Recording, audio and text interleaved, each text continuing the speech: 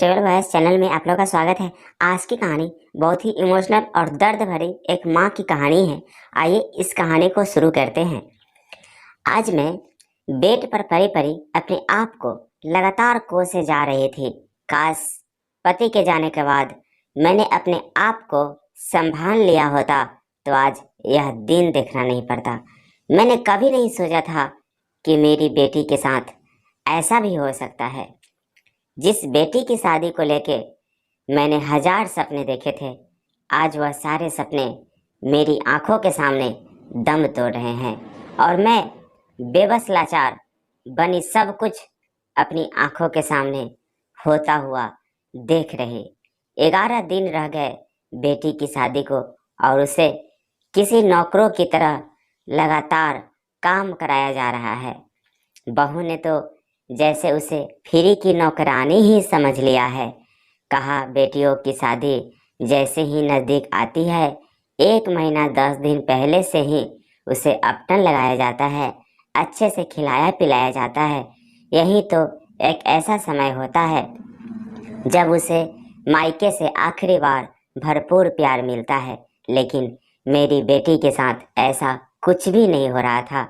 किसी को उसके खाने की चिंता ना, पीने की, यहाँ तक कि कोई उससे प्यार से जाकर उसके पास यह भी नहीं पूछने वाला कि तुम्हें क्या चाहिए। लड़कियों की शादी में जहाँ तक कोशिश होती है हर चीज़ उनकी पसंद का हो, कपड़े, गहने, सामान, श्रृंगार का सामान, सब कुछ लड़के की पसंद का ही हो। लेकिन यहाँ तो मेरी बेटी के साथ उल्टा ही हो रहा था। बेड पर पड़ी पड़ी मैं अपनी किस्मत पर रो रही थी कि तभी बहू की आवाज़ कानों में आती है। अरे राधा, क्या कर रही है? तुम्हारे भैया भी चले जाएंगे, फिर पूरे दिन बनाकर खाते रहना। अभी उनके लिए तो बना दो कम से कम। हाँ भाभी, बस आ गई। बहू आराम से बैठकर पति से बातें करते हुए कहती है, सुनो जी, अभी हमारी शादी को 2-3 साल ही हुए हैं और सारा सामान भी ऐसे पड़ा हुआ है, तो क्यों ना सारा सामान उठाकर राधा को दे दे। नए सामान लेने की क्या ज़रूरत है, वह भी तो ऐसे ही पड़े हुए हैं। हाँ, लेकिन 2 साल पुराना भी तो है। बेटे ने कहा, हाँ तो क्या हुआ, पेंट करवा देना, नए हो जाएंगे।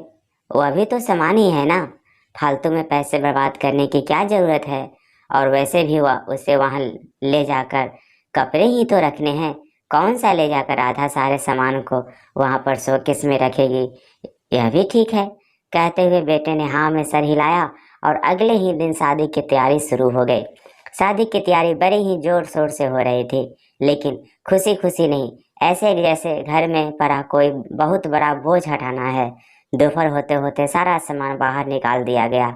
छोटे बक्से, बड़े बक्से, बेड, सब सोफा, अलमारी, सब कुछ बाहर निकाल कर पेंट कराया जा रहा था। और यह देख देख कर मेरी अंतरात्मा तड़प रह कर रह जाती। हर पल मैं मरती रहती, भगवान मुझे कैसे कैसे दिन दिखा रहे हैं। मैं इतनी असहाय हो गई थी कि हाथ पांव के साथ साथ मेरी जबान ने भी काम करना बंद कर दिया था। एक जिंदा लाश की तरह बेड पर पड़ी पड़ी सब कुछ देखती रहती, सब कुछ समझती रहती, बस कुछ न कर नहीं पाती। खुद से ही सवाल करती, खुद से ही जवाब देती, खुद ही रो लेती और खुद को ही तसल्ली दे देती। अंदर से बार बार आवाज़ आती, अरे जालिमो, कम से कम मेरी बेटी को सामान तो नए दे दो। कपड़ों के नाम पर 4-5 अच्छी साड़ियाँ और बाकी कम दाम वाली नॉर्मल साड़ियाँ सारे उसके बक्से में भर दिया जाता है। धीरे धीरे करते करते शादी का दिन भी आ गया, लेकिन दूल्हे के लिए एक सोने की चैन भी नहीं लिया। इन दोनों ने जैसे तैसे शादी हुई। विदाई के समय बेटी रोते हुए तड़पते हुए मेरे पास आई। उसे देख मेरा कलेजा मुंह को आ गया। लेटे लेटे ही आंखों में झरने बह रहे थे। हाथ उठाकर आशीर्वाद तक नहीं दे पाई मैं अपनी बेटी को, लेकिन मेरी अंतरात्मा बार बार कह रही थी, बेटी जा अपने ससुराल, अपने घर। मुझे पूरा विश्वास है जो अपनापन, जो प्यार तुम्हें यहाँ नहीं मिला वह तुम्हें अपने ससुराल में जरूर मिलेगा। बहुत देखे तुमने दुख भरे दिन, मुझे पूरा विश्वास है अब तुम्हारी जिंदगी पूरी तरह से बदल जाएगी। अंदर ही अंदर दुआएं देते हुए मैं रो पड़ी। बेटी विदा होकर ससुराल चली गई और मैं भगवान से उसके लिए प्रार्थना करने लगी कि हे भगवान, यहाँ पर इतना कुछ करने के बाद भी, इतना कुछ सहने के बाद भी कोई कदर नहीं हुई मेरी बच्ची की। कम से कम वहाँ उसका साथ देना। बेटी चली गई थी, लेकिन इस बात की खुशी थी कि इस नरक से निकलकर कम से कम वहाँ अपने पति के साथ खुश तो रहेगी, खुलकर हंसेगी, बोलेगी, बातें करेगी, अपनी एक नई दुनिया बसाएगी। मेरी तो जैसे तैसे कट ही रही है। कहते हुए मैं चैन की सांस ली। कैसा लगा एक माँ की दर्द भरी कहानी? कमेंट करके ज़रूर बताएं। और आप इस चैनल पे नए हैं तो कृपया इसे लाइक शेयर और सब्सक्राइब कर लीजिए। Thank you.